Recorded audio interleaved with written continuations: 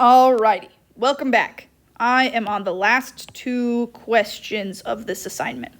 Miss Gunther and Mr. Meehan enrolled in the same boxing class.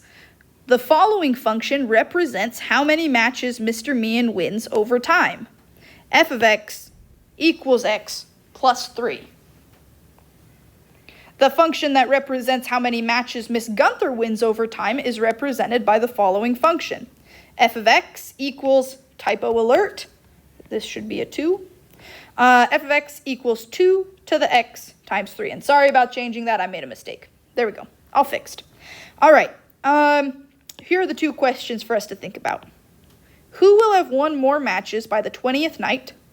And on what day will they have won an equal number of matches? Okay. If we look at Mr. Meehan's graph, Mr. Meehan's function first. This equation, I'm looking at it, and it's reminding me of a linear equation, meaning it's reminding me of a y equals mx plus b equation. Sorry about the bell. The y equal mx plus b equations end up making a straight line. All right, so if I'm looking at this, I always want to start by looking for b, my beginning value, or in other words, the y-intercept. It looks like the y-intercept is at 3. So let me go down to the graph, and I'm going to graph this one. So here's Mr. Meehan's graph. Okay, and I'm going to graph it looks like according to the equation. I'm beginning at the number 3. This is counting by 20s, so this right here is 20, then 40, then 60. And so this isn't exact. It's pretty close to 3, though, so I'm going to keep it. The next thing that we need after the beginning point, and we put the beginning point on the graph, now we need to know what the slope is so that we know what we're growing by. The slope is the m value, and normally there's a number right there, but I'm not seeing a number. When we don't see a number, we assume that there's an invisible number 1 right there. There's an invisible number 1. All right, well, if I have a slope of 1, that's all fine, but I thought slopes were supposed to be fractions. To turn this number 1 into a fraction, I'm going to divide it by 1. You can do that with any number. If you want any number to be a fraction, just put it over 1 and then ta-da, it's a fraction and you haven't changed the value. So it works out perfect for everybody. Now remember, slope is the same as rise over run. Rise means how far up and down are we going, and then run means how far left and right. In this scenario, because the 1 on top is positive, I'm going to be going up 1, and because the 1 on bottom is positive, I'm going to be going right 1. So let's take a look at our graph. Now that we know the slope is up 1, right 1. So I'm going to go up 1, right 1, up 1, right 1, up 1, right 1, right? I'm going to go up 1, right 1, up 1, right 1, up 1, right 1. And I'm going to keep doing that. You may be able to tell these probably aren't exactly accurate, but it's good enough. Then I'm going to draw in my line. That wasn't very good. Let me try again.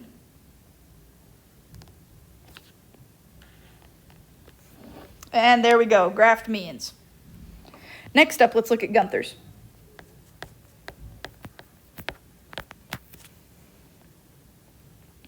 Now, Miss Gunther's function is f of x equals 2 to the x times 3. This is reminding me of an exponential function. Anytime I have an x in the exponent, we have what's called an exponential graph. An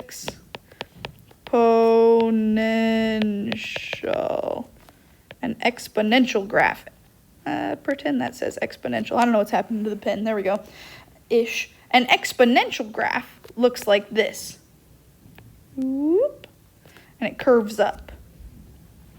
The basic equation for an exponential graph for an exponential function is f of x equals c to the x power times whatever my first term is. In this scenario, it looks like the first term is 3. So that is where we're going to start our graph. So I'm going to go to Gunther's. And if we're starting at 3, once again, this is counting by 20s.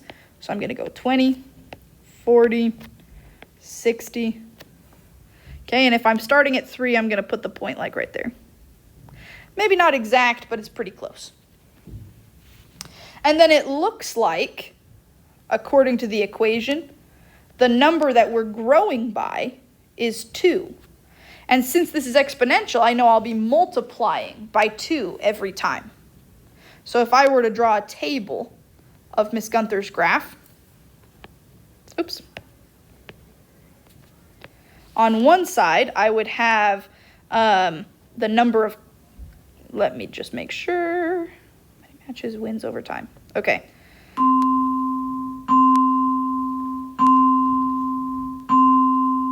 Okay, on this side, I would have matches. And on this side, I would have wins. Okay, now at the very beginning, at 0 matches, it looks like, according to the equation, Miss Gunther has 3 wins. They must have been from before this. At 1 match, Miss Gunther, and I'm realizing right now that I'm doing this problem out loud, some of the story's kind of fallen apart, but the math still holds true. Anyway, at the first match, after the first match, since we're timesing by 2, according to the equation, right? In this equation, we're timesing by 2. I know that I'm going to have 3 times 2, which is 6. After the second match, I will have 6 times 2, 12 wins. After the third match, I will have 24 wins. After the fourth match, I will have 48 wins. See how we're timesing by 2 every time.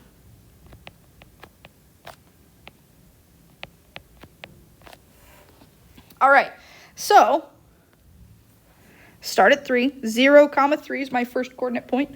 1, 6 is my second coordinate point, so right 1 up 6. 2, 12 is my second coordinate point. Oh, you know what? I messed up on that. Oh, no. How do I get rid of that? There we go. All right. Okay, so, sorry, we go right 1 up 6, which will put us about right there. Then we'll go right 2 up 12, about right there. Then we'll go right 2 up 24, which will put us right there. Then we'll go up, right 3 up 48, which will put us about right there. If we wanted to keep going, we could, but this gets us a pretty good idea. And we'll curve up.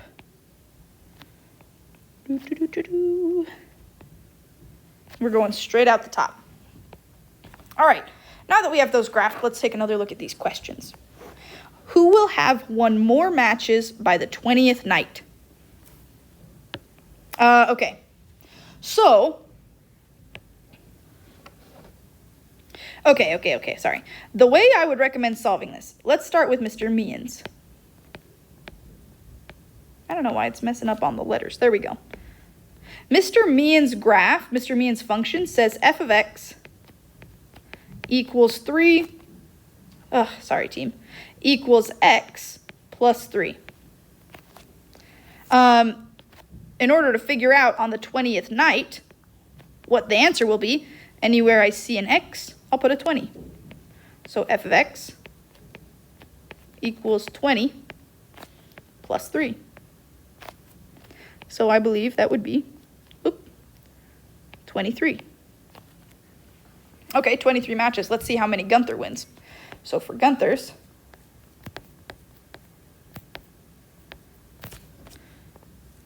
it looks like we've got f of x. Jeez Louise, sorry, the pen's on the fritz. Equals 2 to the x times 3. Again, anywhere I see an x, I'll put a 20 per the question's instructions. F of 20